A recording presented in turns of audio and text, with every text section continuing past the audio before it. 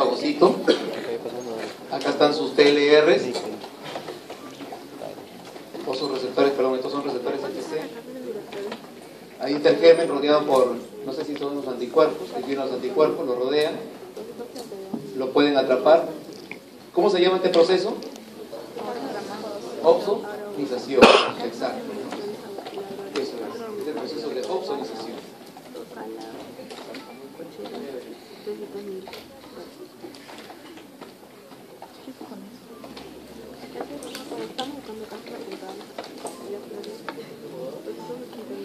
Bien, las segundas células, las células que no fagocitan. Estas células que están aquí, sobre todo las que estoy mencionando, las que estoy señalando con el puntero, los polimorfos nucleares, pueden fagocitar, pero no es su principal función. Pueden hacerlo. De hecho fagocitan, pero no es su principal función. La principal función de estas células, que son los eosinófilos, basófilos, mastocitos, es que ellos presentan gránulos en su interior. Gránulos de proteasas. Gránulos de proteasas y otras moléculas, pero básicamente proteasas. Entonces son los aviones, que yo les mencionaba, esos aviones que están repletos de granadas, que están listas para detonar. Viajan, vuelan por el espacio, circulan, todo, hasta que de tierra les mandan señales para decirles dónde es que deben disparar. Entonces ellos son quimio atraídos hacia ese lugar. Ya saben que tienen que dirigirse a esa zona porque de ahí viene la señal, ¿no? Son quimio atraídos a ese lugar y cuando llegan a ese lugar, detonan, disparan, sueltan todo su contenido. Pero producto de esa activación, ellas empiezan a producir nuevas balas. O sea, no son solamente células que trasladan bombardeos o que trasladan granadas, sino que las pueden producir en su cuerpo frecuentemente, solamente después que se activan. Entonces, liberan lo que tienen y producen nuevas, en pocas palabras, ¿no? Por otro lado, tenemos a los linfocitos de la inmunidad innata. Dentro de ellos, los más conocidos son los natural killers, que hacen más o menos lo mismo. Cuando se encuentran frente al enemigo o al agente infeccioso, en particular la natural killer frente a una célula infectada por virus, lo que hace el natural killer es detona, libera gránulos. Dentro de esos gránulos hay unos gránulos que se llaman perforinas, que hacen un poro en la membrana de la célula infectada. Y luego de granula, granzimas. Las granzimas entran por esos poros, las granzimas activan a las caspasas y finalmente le producen la apoptosis a esa célula, o sea, la muerte celular. Se muere la célula infectada por el virus, se muere la célula y se muere el virus. Y los otros linfocitos que son importantes de la inmunidad innata son estos linfocitos T natural killer, linfocitos T gamma delta, que seguramente los vamos a ir reforzando en los seminarios. ¿Cómo ataca una célula natural killer? ¿Qué necesita para atacar a una natural killer? Necesita dos señales, una que esté presente y la otra que no esté presente. Debe estar presente una señal de activación y no debe estar presente una señal de inactivación. Veamos cómo es este juego de palabras. La célula natural killer reconoce señales de alarma en una célula infectada por virus. Es como si usted dijera, me duele la pierna y yo expreso una molécula de dolor de pierna. O sea, aparece una pierna ahí hacia abajo. Entonces la natural killer lo que hace es, ve la señal, ya sabe que usted está con una pierna equivocada o mal, y se aproxima y te elimina. Nunca más vas a tener dolor de pierna. Eso es lo que dice la natural killer, ¿no? ¿Estás infectada? Perfecto.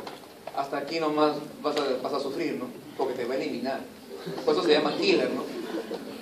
No es una cosa benigna, o sea, ella va a eliminar, esa es su misión, como está aquí, ¿no? Entonces, miren, acá tenemos una célula infectada por virus. Tiene una señal de activación, es decir, una señal de alarma, que la célula natural killer reconoce a través de un receptor de activación. Así se llama, receptor de activación, o CAR, ¿no? Entonces, gracias a este receptor de activación, ella puede reconocer moléculas de alarma en la superficie de una célula infectada. Gracias a eso, ya está. La reconoce, ella está feliz, se activa, y después le manda un montón de perforinas y granzimas y la ejecuta. Y se va a buscar la siguiente célula que hay que eliminar.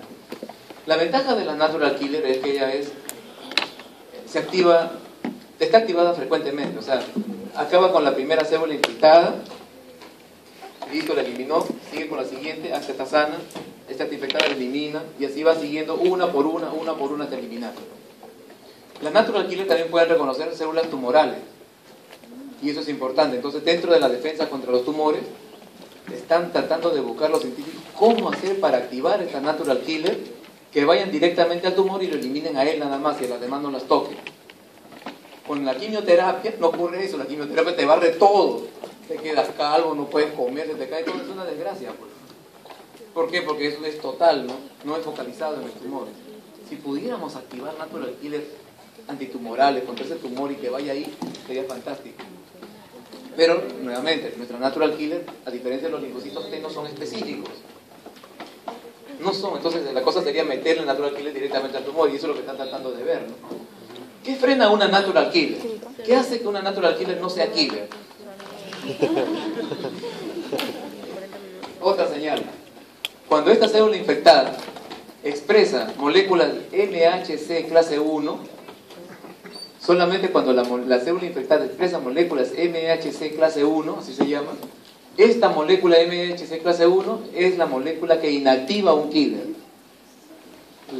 La killer tiene una, así como tenía su molécula de activación que reconoce la señal de alarma, tiene una molécula que reconoce al MHC1. Y cuando reconoce al MHC1, aunque reconozca la señal de alarma, esto frena la activación de un natural killer y la deja en paz, no la mata. En muchas infecciones, el agente infeccioso promueve que se activen moléculas de MHC clase 1 para que la killer no las mate.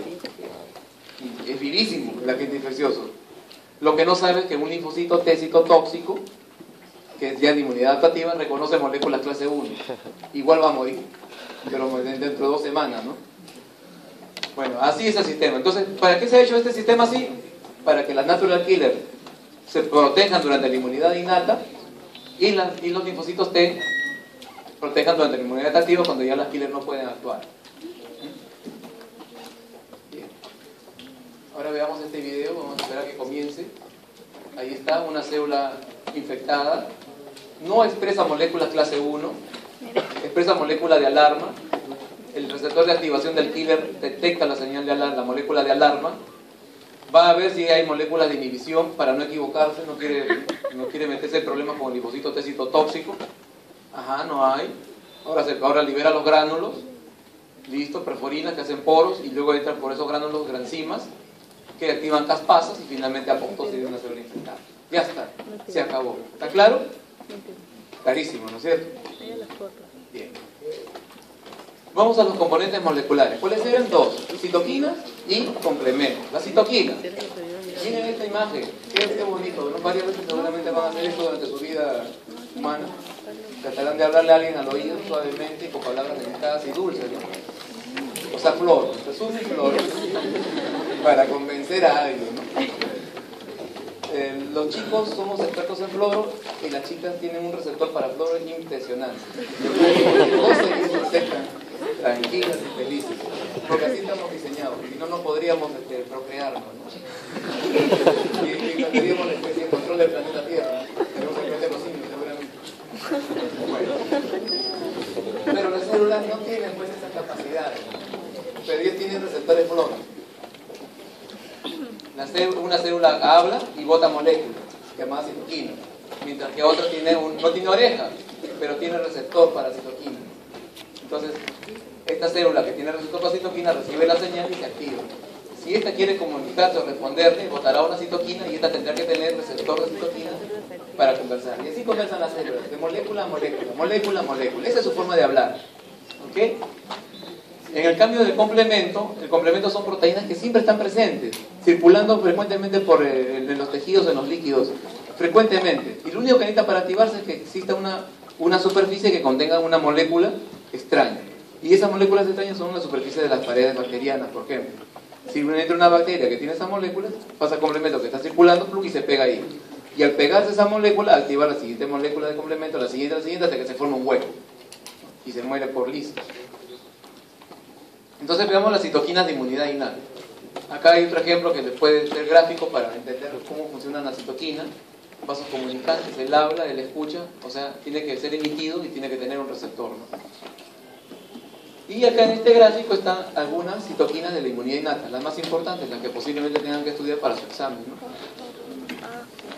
Hay varias citoquinas, pero hay algunas que son muy interesantes e importantes. Estas son las células que las producen. Estas son las células que tienen receptores para estas citoquinas. O sea, estas hablan y estas escuchan.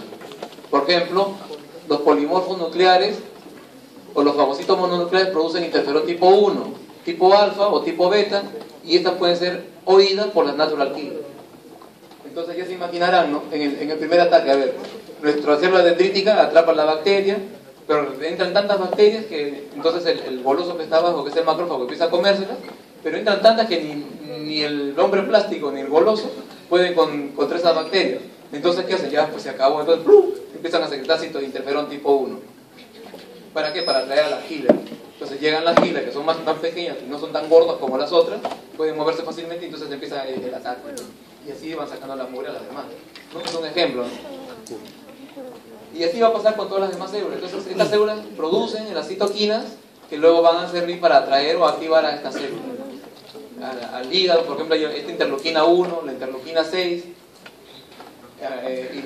y el TNF-alfa activan al hígado, o sea que activan a histocitos, y pronto veremos para qué activan al hígado. La interleuquina 12 es importante porque es producida por células dendríticas y fagocitos mononucleares, pero además de activar a la natural killer también activa el linfocito T, y el linfocito T es de inmunidad adquirida y se necesita para controlar la infección. Entonces, tienen diferentes funciones. Yo voy ahora a tratar de decir solamente algunas de esas funciones con algunas citoquinas más importantes. Y una de ellas es justamente el interferón tipo 1. Acá hay que parar bastante atención, porque esta molécula tiene que saber para qué sirve y qué hace en esta etapa de la inmunidad innata. O sea, es importante. ¿Okay? Los médicos vacunan, ¿no es cierto? O sea, ponen su vacuna contra no sé qué, contra lo que compran, ¿verdad? Listo, vacunado. Las células también vacunan. Y una de las vacunas favoritas de las células es el interferón tipo 1. Los inmunólogos la llamamos vacuna celular antiviral. Entonces yo les voy a enseñar ahora por qué a esta citoquina la consideran los inmunólogos una vacuna celular, ¿no? Veamos. Tenemos una célula que está infectada por este virus de color verde. El virus ha penetrado al citosol y ahora su material nuclear ha entrado al núcleo de la célula, se ha fusionado y ahora la célula está enferma produciendo viriones o nuevas partículas virales. Pero producto de esta infección y la activación de genes, se han activado genes que empiezan a codificar proteínas para interferón tipo 1. O sea, empiezan a producir interferón tipo 1. Ese interferón tipo 1 migra o viaja al espacio externo de la célula, al espacio exterior, y es recibida por una célula sana. La célula sana tiene receptores para interferón tipo 1. O sea, tiene orejitas para interferón tipo 1. La escucha, se fusiona interferón tipo 1, receptor tipo 1 y empieza a generar mensajes al núcleo. Generando esos mensajes al núcleo se activan genes de proteínas que van a impedir que el virus la infecte. Entonces, por eso es que a esta citoquina se le conoce como vacuna celular y sobre todo vacuna antiviral. Pero ¿cómo es posible que haya pasado esto? ¿Qué pasó acá? Entonces, para entender eso, vamos a ver a nivel molecular qué ocurrió. Cuando se fusiona el interferón tipo 1 con el receptor de interferón tipo 1, se activan genes específicos para ciertas cosas. Por ejemplo, acá hay dos, son tres modelos y acá tengo dos nada más en este slide. Uno es que se activan las oligodenilatos sintetasas. Cuando se activan las oligodenilatos sintetasas, al final por síntesis de otros elementos como la adenina, se va a activar endonucleasa. Se va a activar una enzima o una proteína con capacidad enzimática, pero endonucleasa. Y las endonucleasas rompen ARN. Entonces, muy interesante, porque cuando el virus infecte o trate de penetrar, cuando esté en esta etapa de introducir su material genético a la célula, esta célula que ya está vacunada va a tener endonucleasas que van a romper fácilmente el ARN viral y van a impedir que el ARN viral se acople al ADN de la célula normal. Listo. La segunda forma como actúa el interferón es activando proteinquinasas. La activación de proteinquinasas al final va a inactivar la síntesis normal de proteínas de una célula. Entonces, si una célula quiere producir proteínas, tiene que activar su maquinaria de síntesis de genes. Porque si no se activan los genes, ¿cómo vas a producir proteínas? Imposible, tienes que dar esa señal. Pero si tú no produces proteínas o no las necesitas, no activas genes. Entonces, ¿qué hace el interferón tipo 1? Hace que la célula no produzca proteínas. Y al no producir proteínas, no activa sus genes. Y aun cuando el virus haya ingresado su material genético al genoma de la célula, ahí se va a quedar. Porque no, la célula no va a hacer síntesis proteica, no va a usar sus genes. Ahí nomás se va a paralizar. Entre tanto eso ocurre, este interferón va de alguna manera a prevenir que se infecte. Y es posible incluso que esta célula mande señales de alarma para que un natural killer la pueda ver y eliminar fácilmente. Y así evitamos que se disemine el agente infeccioso. Veamos, acá tenemos una célula infectada, el genoma viral entró, va a penetrar al núcleo, el núcleo va a empezar a hacer síntesis proteica o síntesis de genes, ¿lo visto? Se forman viriones y se produce la infección, pero se liberó interferón tipo 1. Interferón tipo 1 llega al receptor de interferón tipo de una célula sana, eso activa genes para que se formen endonucleasas, por ejemplo, y las endonucleasas van a bloquear la replicación viral. Chévere, ¿no es cierto? Genial. Ya está, la vacuna antiviral. Bien, acá tenemos el panorama con el que empezamos esta charla. Acá está la piel, que es la primera barrera, ¿se acuerdan? La barrera natural. Y después está la primera línea de defensa celular, que son las células. Acá tenemos una ruptura de la piel, que hay muchos bichos que están entrando. Sabemos ahora que las células tienen PRR, que reconocen PAM de los gérmenes, y eso va a ayudar al reconocimiento inicial. Producto del reconocimiento inicial se van a activar la liberación de citoquinas de estas mismas células, como por ejemplo interleuquina 1, interleuquina 6, TNF-alfa, interleuquina 18, que lo hemos visto en la lámina anterior, que después ya lo verán con más calma. Pero no solamente se liberan estas citoquinas, que tienen una tarea importante. Estas citoquinas aumentan la temperatura corporal, porque tienen receptores en el cerebro. Y al aumentar la temperatura corporal, hace que la temperatura del cuerpo sea mayor que la temperatura normal de proliferación de una bacteria. Entonces la bacteria que normalmente se replica a una temperatura, ahora con más temperatura ya no puede replicarse. Entonces está no sé, demasiado calor, es como si lo mandaran al Caribe sin agua, ¿no? Están todos demasiado calor, es bien bacán todo, pero demasiado calor no puede ni moverse. Está tiempo suficiente como para que venga la policía, los macrófagos y se las coman. Entonces pasa todo eso. Además, vienen bastantes neutrófilos que les encanta comer bacterias, como les había dicho. Por otro lado, se producen quimioquinas. Las quimioquinas son quimiotrayentes de células. O sea, es una citoquina, pero por una estructura especial que atrae células.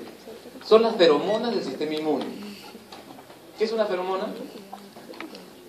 Algo que atrae. Algo que atrae, ¿no es cierto? Es una molécula que... Sí, las feromonas naturales son las que las chicas o los chicos van secretando cuando ya están en su etapa de celo, por decirlo de una manera. Entonces, te gusta esa chica y tú no entiendes por qué, ¿no? Pero antes ni la mirabas y ahora no puedes dejar de verlo o de estar a su lado. ¿Por qué? Porque estás olfateando algo que es una feromona y que para tus receptores que están en la nariz es atractivo. O sea, tú no puedes... Sí, ese olor es como oler la pollo a la brasa sin horneado, o sea, Es por eso que provoca disfunciones muy bonitas. Pero entonces así funciona, entonces estás atraído por algo. Igual las chicas, sobre todo cuando los chicos hacen ejercicio, se liberan muchas feromonas de estas, que para los hombres nos parece apestoso, pero para las chicas parece que no. Entonces van pues atraídas a ese olor no masculino.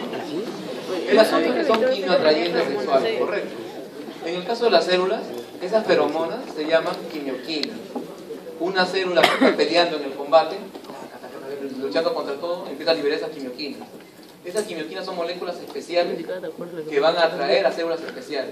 Si esas quimioquinas viajan en el espacio y hay muchos neutrófilos o polimorfos nucleares, son atraídos por esas quimioquinas sin saber por qué, no saben a lo que se van a enfrentar, pero son atraídas y cuando ven el conflicto van a empezar a actuar. ¿No? Son esos aviones que empiezan a rastrear y llegan y reciben esas señales quimioquinas hasta encontrar el lugar de ataque y empiezan a bombardear ahí, ¿no? Esas son las quimioquinas que son muy especiales. Entonces tenemos estas que son células justamente de la inmunidad innata las que las producen para atraer. Particularmente estas citoquinas producidas por la respuesta inmune innata, por ejemplo la interleuquina 1, el TNF-alfa, la interleuquina 6 y sobre todo la interleuquina 6 activan a los histocitos del hígado a producir. Por ejemplo, ustedes tienen un paciente y está con fiebre, entonces ustedes quieren saber si está en un proceso inflamatorio porque no lo pueden saber en qué parte del cuerpo está. Pero ustedes sí pueden saber como médicos si están frente a un proceso de inflamación aguda, o sea que están en el momento en el que el germen está en algún lugar del cuerpo fregando y las células están defendiéndose. ¿Cómo saber eso? Es muy simple.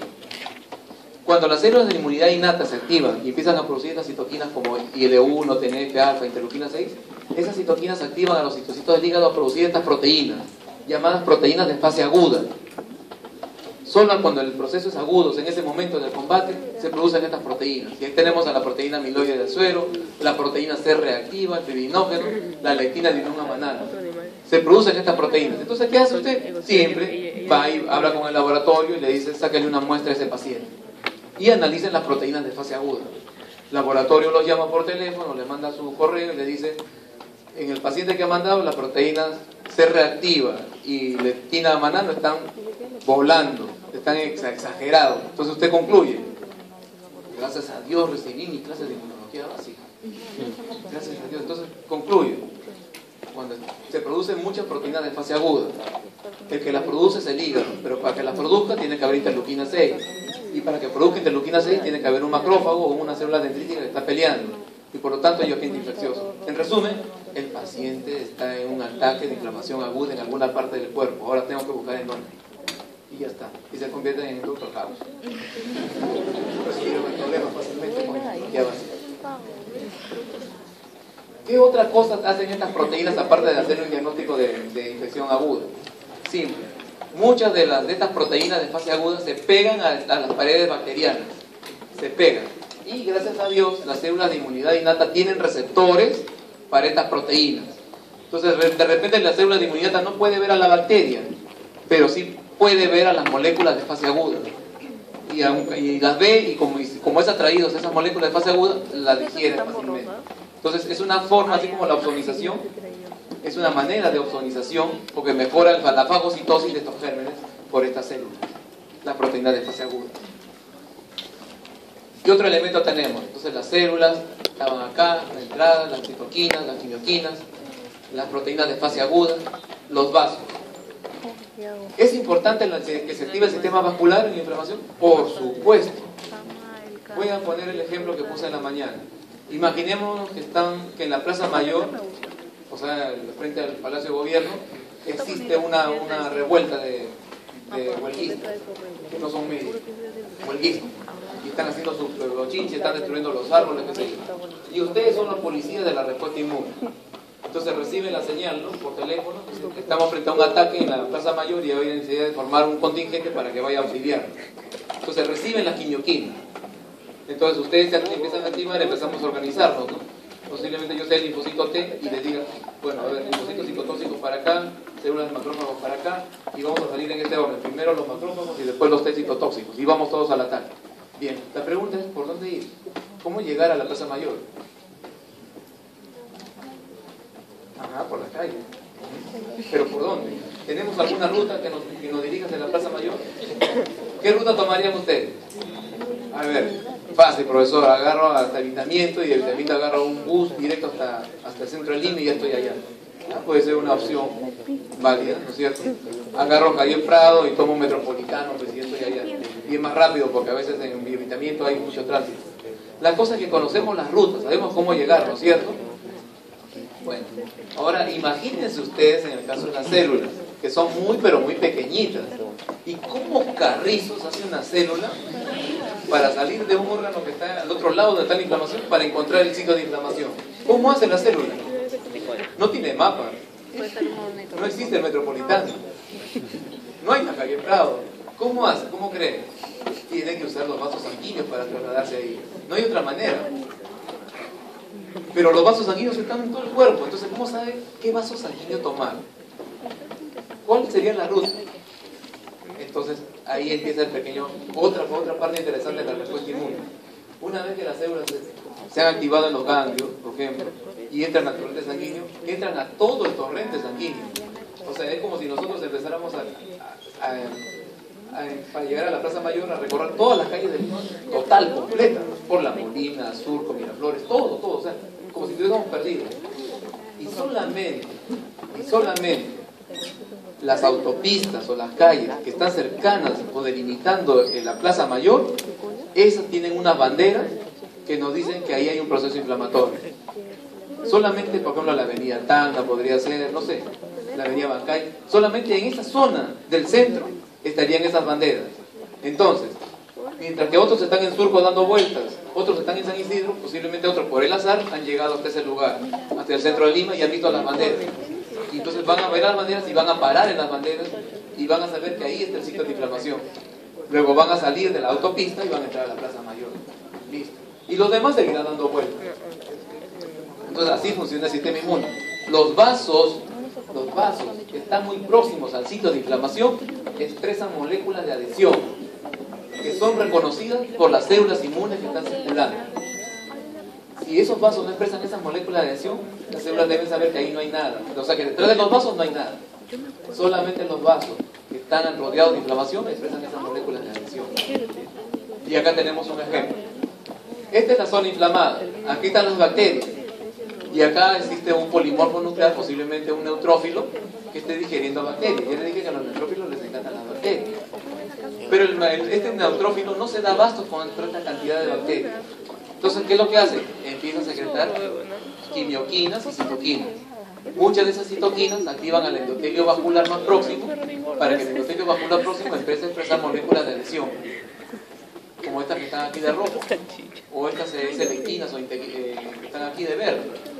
Entonces, este endotelio, solamente este endotelio expresa estas moléculas. Miren que más acá ya no, el endotelio ya no expresa estas moléculas, solamente en este lado, donde está el proceso inflamatorio. Luego, entonces viene un polimorfo nuclear, un leucocito, una célula inmune innata, que tiene estas moléculas por receptoras para estas moléculas de adhesión, frena, sabe que acá hay algo, y empieza a rodar lentamente, empieza a hacer contacto para asegurarse con otra molécula de adhesión, y aquí descubre que detrás de este endotelio existe el proceso inflamatorio. Y simplemente se extravasa, o sea, se sale de los vasos sanguíneos por diapéresis y plum, y ya está listo en el lugar de combate. Los otros neutrófilos que pasaron por acá y que no hicieron contacto con esta molécula de adhesión, se van de largo por el torrente sanguíneo a perder el tiempo en otro lado. Pero si vuelven a pasar por el mismo sitio, posiblemente enganchen. Entonces es una suerte al azar, ¿no? Que solamente las que agarran ese contacto pueden extravasarse. Pero el sistema se da el trabajo de producir tanta cantidad de estas células para asegurarse de que muchas puedan hacerse enganche y llegar a reclutarse a esta inflamación.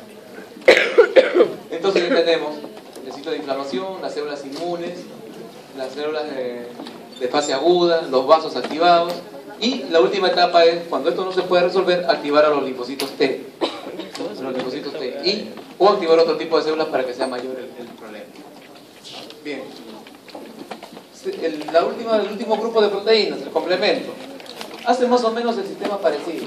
Si la bacteria tiene moléculas en su superficie que reconocen o hagan contacto con estas células del complemento, ellos se activan. Hay 3 vías de complemento, o 3 rutas para activarlo. La vía clásica, que se activa cuando hay anticuerpos de por medio, y por lo tanto es de inmunidad adaptativa. La vía de las lectinas y la vía alternativa solamente pertenecen a la inmunidad innata. Entonces, si me preguntan, ¿cuáles son las vías del complemento de la inmunidad innata? Lectinas y alternativas. ¿Cómo se activa la vía de las lectinas? Bueno, el patógeno tiene que contener manosa en su superficie. Si el patógeno contiene una estructura de manosa o algo que se le parezca a la manosa, mi proteína de complemento llamada MBL o más 1, mejor dicho, que son las que realmente se activan, se unen al MBL plum, y empiezan esta enzima a activar a otra enzima, a otra, hasta finalmente formar un hueco en la membrana.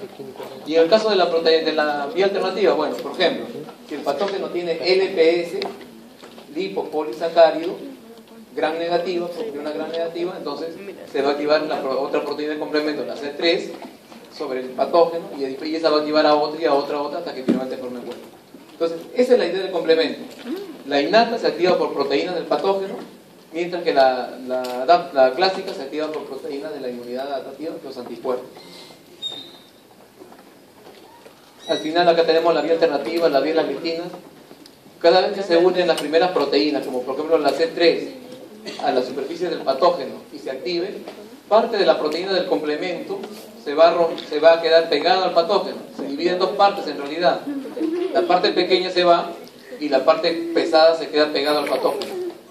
Esta proteína en la vía alternativa se convierte en enzima y rompe a otra proteína C3. Nuevamente el pedazo grande se queda pegado y el pedazo chiquito se va volando. Estos pedazos chiquitos que están acá son los quimioatrayentes, son quimioquinas. Funcionan como las quimioquinas, son quimioatrayentes. Los neutrófilos los pueden reconocer fácilmente. C3A es una de ellas, un quimioatrayente neutrófilo. Al final de este C3, esta unión de dos C3 se va a convertir en una enzima más grande, que es el C3PB, etcétera, que se va a convertir en la enzima que va a romper al final a una molécula llamada C5. Entonces, C5 después termina ya es la última enzima en clivarse para dar lugar a la última etapa del complemento. En el caso de la vía de la lectina, este ligando o esta lectina se une a las manosas presentes en el microbio.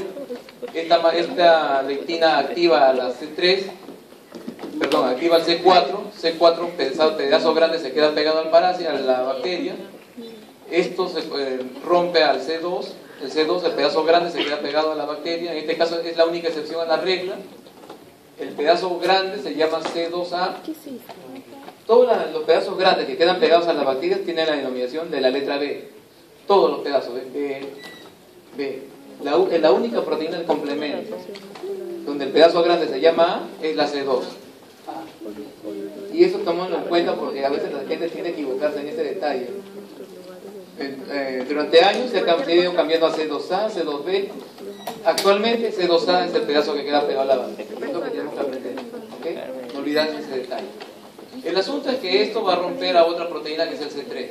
El C3 se cliva y ahora se convierte en C4B, 2A, C3B. Y esto se convierte en la molécula que va a romper o clivar. Clivar es romper al C5.